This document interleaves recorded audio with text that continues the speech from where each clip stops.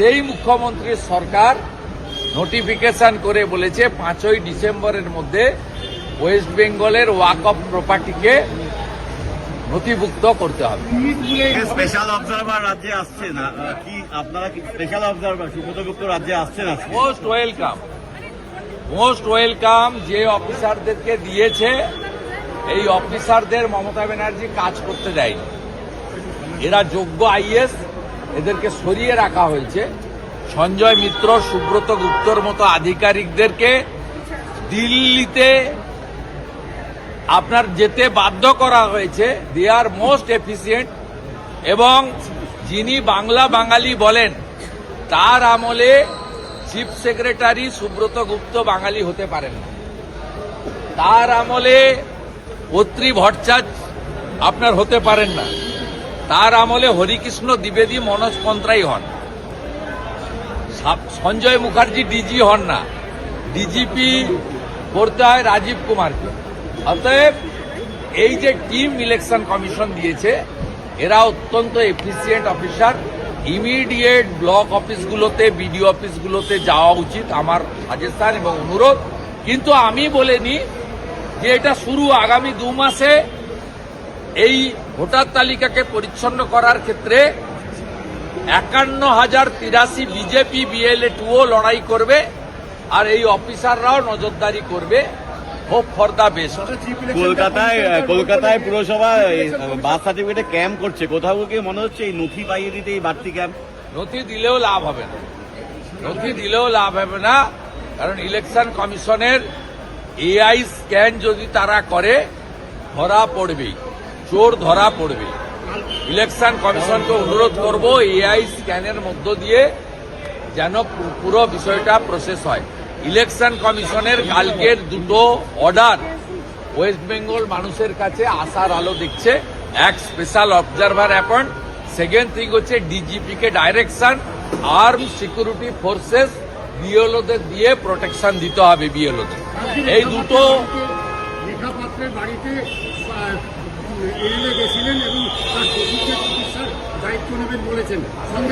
ও হারবে।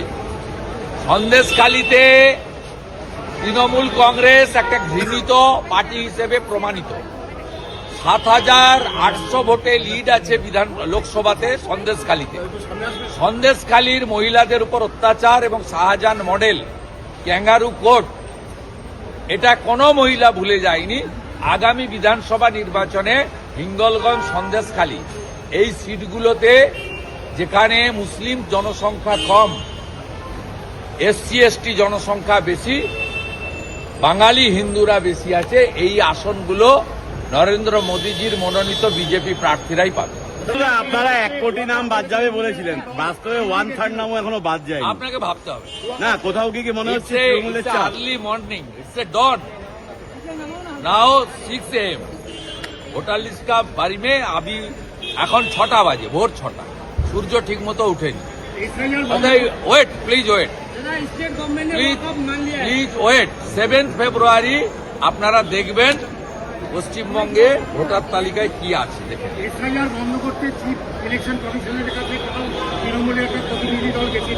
পা ধরতে গেছিল মমতা, 10 জন এমপিকে পাঠিয়েছিল জ্ঞানেশ কুমারের পা ধরতে। No SIR, no election. আপনার বিজেপির কোনো মাথা ব্যথা নেই। বিজেপি সাফ সুতরা ভোটার লিস্টের পক্ষে। এসআইআর করতে হবে ইলেকশন কমিশনকে আর মমতাকে, নইলে 7ই ফেব্রুয়ারি ফাইনাল রোল না বেরোলে এপ্রিলে ভোট হবে না। এপ্রিলে ভোট না হলে সংবিধানে লেখা আছে 5ই মে 2026-এর মধ্যে পশ্চিমবঙ্গে মুখ্যমন্ত্রী এবং গভর্নমেন্ট না হলে কি হবে, ওটা লেখা আছে সংবিধানে। আর আমি নয়, বিজেপি রাষ্ট্রপতি শাসন আমি চাই না। আমরা ভোটে হারিয়ে আমাদের MP MLA-রা আছেন, লিডার আছে, আমরা ভোটে হারিয়েই আসবো।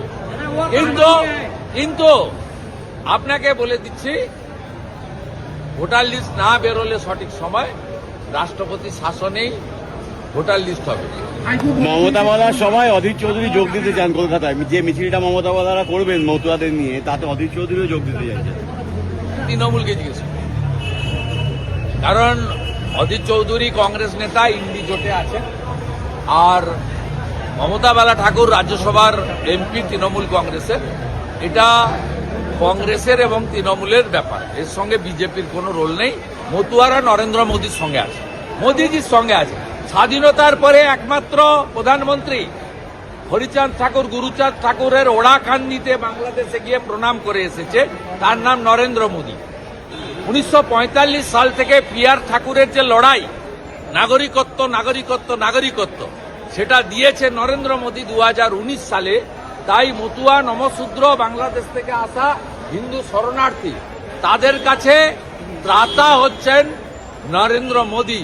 তাদেরকে অত সহজে ভাঙা যাবে না, নিশ্চিন্ত থাকুন। হরিচাঁদ ঠাকুর গুরুচাঁদ ঠাকুরের যদি স্বপ্ন পূরণের কেউ চেষ্টা করে থাকেন, তিনি ভারতের প্রধানমন্ত্রী নরেন্দ্র মোদী।